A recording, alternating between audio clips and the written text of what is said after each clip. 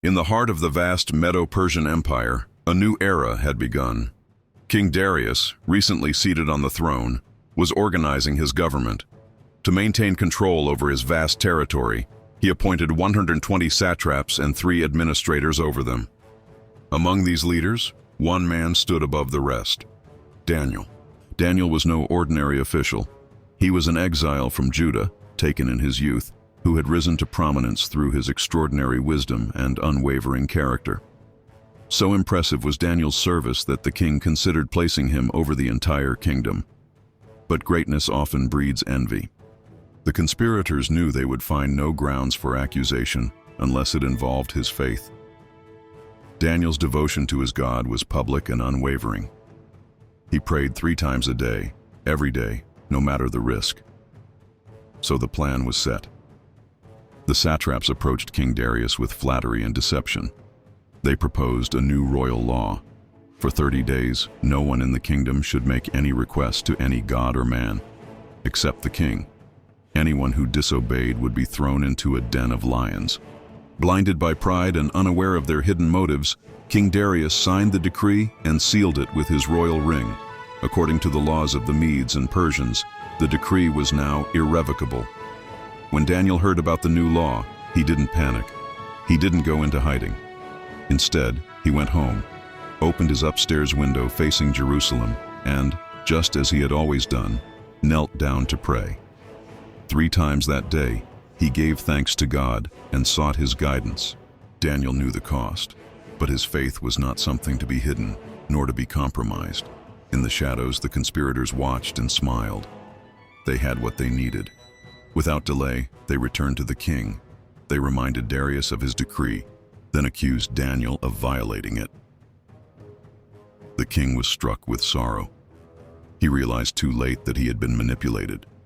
All day he tried to find a loophole to save Daniel, but the law was ironclad. As the sun began to set, there was no escape. Daniel was brought before the king. With a heavy heart, Darius spoke. "May the God whom you serve continually rescue you." Daniel was led to the lion's den. The great stone was rolled aside. The sound of roaring beasts echoed from the depths. He was lowered into the pit, and the stone was sealed with the royal mark. The court fell silent. The sky darkened, and the longest night was about to begin. The stone sealed the mouth of the den with a dull, final thud. Echoes of its weight rolling into place lingered in the air. The king's seal was pressed firmly into the clay, along with the marks of his nobles, signs that no one could tamper with the fate of the man inside. Daniel was alone, or so it seemed.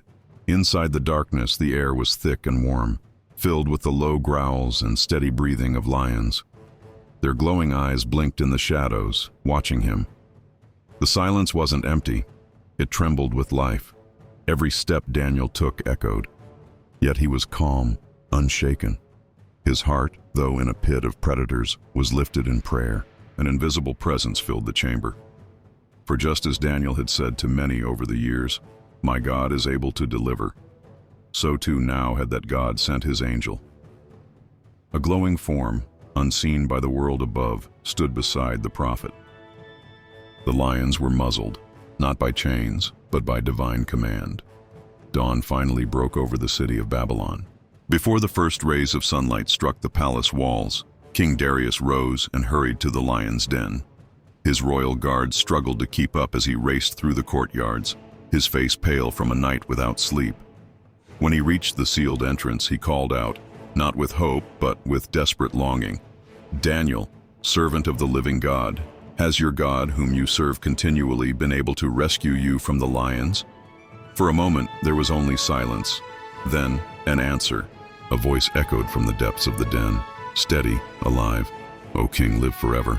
My God sent his angel, and he shut the lions' mouths. They have not hurt me, because I was found innocent in his sight, and also before you, O king. I have done no wrong." Darius fell back in awe. Relief and joy flooded his face. He immediately ordered that Daniel be lifted from the pit. Ropes were lowered, and when Daniel emerged, not a single wound could be found on him. No claw marks, no bruises, nothing but dust on his clothes and peace in his eyes. The officials around the king were speechless. The satraps, once smug and secure, now looked on with dread. The king's voice boomed with fury. "Bring those men who falsely accused Daniel." And so it was that the trap they set for a righteous man became their own undoing. They, and all those who conspired with them, were cast into the same den. This time, there was no angel to intervene. Before they even reached the floor, the lions overpowered them. The lesson was burned into the history of the empire. Later that day, King Darius issued a new decree, one not written in jealousy or deception, but in reverence and truth. I issue a decree that in every part of my kingdom people must fear and reverence the God of Daniel, for he is the living God, and he endures forever. His kingdom will not be destroyed, his dominion will never end. He rescues and he saves, he performs signs and wonders. In the heavens and on the earth, he has rescued Daniel from the power of the lions. And so Daniel prospered once more, this time under Darius, and again later under Cyrus the Persian. His faith had not only saved his life, but turned an empire's eyes toward the living God. Years passed. Kings came and went. The Medo-Persian Empire solidified its rule, but Daniel's legacy remained unshaken. He was older now, his beard tinged with white, his gaze deeper, wiser. Under King Cyrus, Daniel continued to serve in the highest courts, respected not only for his administrative brilliance, but for the spiritual authority that surrounded him. But this chapter does not begin with Daniel. It begins in Babylon, before Cyrus, before Darius, under the reign of a king who had forgotten the lessons of history. His name was Belshazzar. The grandson of Nebuchadnezzar, Belshazzar inherited the throne with pride, but not the reverence. Where his grandfather had once bowed to the Most High, Belshazzar exalted himself. Babylon's wealth was unmatched, and Belshazzar intended to revel in it. One fateful night, the king hosted a great feast, not a banquet, but a spectacle. 1,000 nobles filled the vast halls of his palace. Gold and silver adorned every surface. Musicians played. Wine flowed like rivers. The air was thick with incense, laughter, and arrogance. And then the king gave an order that shocked even his guests. "Bring the gold and silver vessels, those taken from the temple in Jerusalem," Belshazzar commanded. The sacred vessels, once consecrated to the worship of the God of Israel, were now paraded through drunken hands. The king and his nobles, his wives and concubines, drank from them as they praised the gods of gold and silver, of bronze, wood, and stone. The atmosphere shifted. Laughter dimmed. A sudden silence fell over the room. A hand, disembodied, glowing, appeared near the lampstand. Before their eyes, it began to write on the plaster wall of the royal palace. No sound, just the hand, and the message it wrote. Belshazzar's face turned ghostly pale. His body trembled. His knees knocked together so violently that he could no longer stand. The music stopped. Servants froze. The nobles stared in horror. No one could read the writing. The king shouted, calling for his enchanters, astrologers, and diviners. "Whoever can read this and explain its meaning will be clothed in purple and given a gold chain around his neck, and made the third highest ruler in the kingdom." But none could read the words. None could even begin to understand. Then, from the edge of the room, came a voice, not frantic or fearful, but composed. It was the Queen Mother. "O king, live forever," she said. "There is a man in your kingdom who has the spirit of the holy gods in him. In the days of your grandfather Nebuchadnezzar, he was found to have insight, intelligence, and wisdom like that of the gods. Call for Daniel. He will interpret the writing." So Daniel was summoned. He entered the hall, not as a panicked magician, but as a prophet of truth. Time had aged him, but not dulled his presence. He walked with quiet strength, his eyes surveying the shaken king and the ominous message still glowing on the wall. Belshazzar tried to speak with authority, offering Daniel riches and rank. But Daniel was unmoved. "Keep your gifts," he said, "and give your rewards to someone else. Nevertheless, I will read the writing for the king and tell him what it means." Daniel turned to the wall, and then he turned back to Belshazzar, not as a servant, but as a judge. He reminded the king of his grandfather, Nebuchadnezzar, who had once ruled in pride and had been humbled by the Most High God. But unlike his ancestor, Belshazzar had not learned. He had defied the Lord of heaven. He had profaned what was sacred. He had praised lifeless idols and ignored the one who held his very breath. Then Daniel read the inscription, Many, many, tekel, parson, and he gave the interpretation. Many, many, tekel, parson, and he gave the interpretation. Many. God has numbered the days of your reign and brought it to an end. Tekel. You have been weighed on the scales and found wanting. Parson. Your kingdom is divided and given to the Medes and Persians. The room remained still. No one dared move. Belshazzar's face was blank, drained of life. Yet he kept his word. That very night Daniel was clothed in purple and adorned with gold.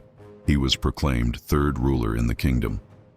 But it was a hollow honor, because that same night, while the feast still faded and the torches still burned, the city of Babylon was taken. The Medes and Persians entered without resistance. The mighty gates had been left open, and Belshazzar, king of Babylon, was slain. The head of gold from Nebuchadnezzar's dream had fallen, but Daniel still stood. Years passed in silence, but the heavens were never quiet. In the first year of Belshazzar's reign, before the writing on the wall, before the fall of Babylon, Daniel was given a vision, a dream unlike any before. And though his body slept, his spirit trembled. He saw the sea, a great churning sea, restless and wild beneath the winds of heaven. From its depths arose 4 mighty beasts, each one distinct, each one more terrifying than the last. Daniel watched, heart pounding, as the beasts climbed from the dark waters to stand upon the earth. The first was like a lion, but it had wings like an eagle. As he watched, its wings were torn off. It was lifted from the ground and made to stand on 2 feet like a man. A human mind was given to it. Then came a second beast, like a bear. It rose up on one side with 3 ribs clutched between its teeth. A voice thundered, "Arise, devour much flesh." The third appeared, swift like a leopard but with 4 wings on its back and 4 heads. Dominion was given to it, and then came the fourth. It defied comparison, dreadful, terrifying. With iron teeth, it crushed everything in its path. It had 10 horns, and as Daniel looked closely, another horn appeared, small at first but rising quickly. It uprooted 3 of the former horns and grew eyes like the eyes of a man, a mouth that spoke arrogantly. Daniel stared in horror. But the vision was not over. Suddenly, thrones were set in place, and the Ancient of Days took his seat. His robe was white as snow, his hair like pure wool. His throne was flaming with fire, and wheels of burning flame blazed beneath him. A river of fire flowed from before him. Thousands upon thousands attended him. 10,000 times 10,000 stood before him. The court was seated, the books were opened.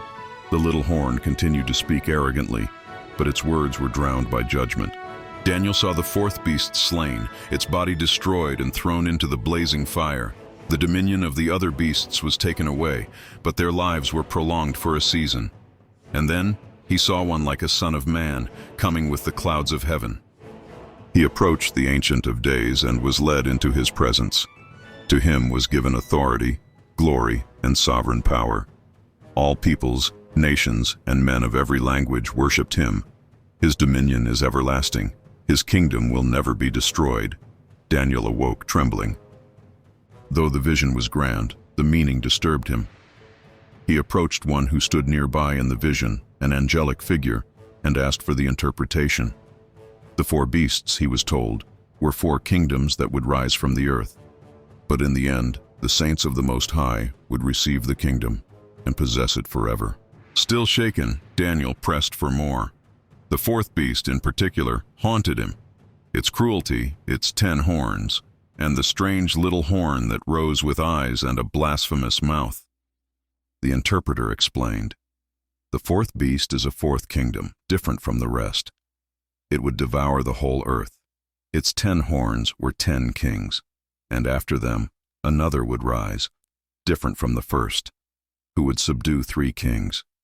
He would speak against the Most High. He would oppress the saints, and he would try to change set times and laws. The saints would be given into his hand for a time, times, and half a time. But then the court would sit. His power would be taken away and completely destroyed forever. And the sovereignty, power, and greatness of all kingdoms under heaven would be handed over to the saints, the people of the Most High. His kingdom will be everlasting. All rulers will worship and obey him. Daniel was left pale and speechless. He looked and saw a ram standing beside the canal. It had 2 horns, both high, but one was higher than the other, and the higher one came up later. The ram charged westward, northward, and southward. No beast could stand against it. It did as it pleased and became great. In the 3rd year of King Belshazzar's reign, Daniel had another vision. This time he found himself standing in the fortress of Susa, in the province of Elam, beside the Ulai Canal. Though his body remained in Babylon, his spirit was caught up in a revelation that shook him to the core. He looked and saw a ram standing beside the canal. It had 2 horns, both high, but one was higher than the other, and the higher one came up later. The ram charged westward, northward, and southward. No beast could stand against it. It did as it pleased and became great. Then suddenly, from the west, came a goat, racing across the earth so fast it did not touch the ground. Between its eyes was a notable horn. The goat came in furious power, striking the ram with rage. The ram had no strength to stand. It was trampled and destroyed. But as the goat grew powerful, its great horn was broken, and in its place came 4 prominent horns, pointing toward the 4 winds of heaven. Then, from one of those horns, a small horn emerged, small at first, but growing exceedingly great. It reached toward the stars, cast some of them down, and trampled them. It magnified itself, even against the Prince of Heaven. It halted the daily sacrifices. Truth was thrown to the ground, and the little horn prospered. For a time, Daniel then heard 2 holy ones speaking. How long will this vision last? The desecration, the trampling of the sanctuary,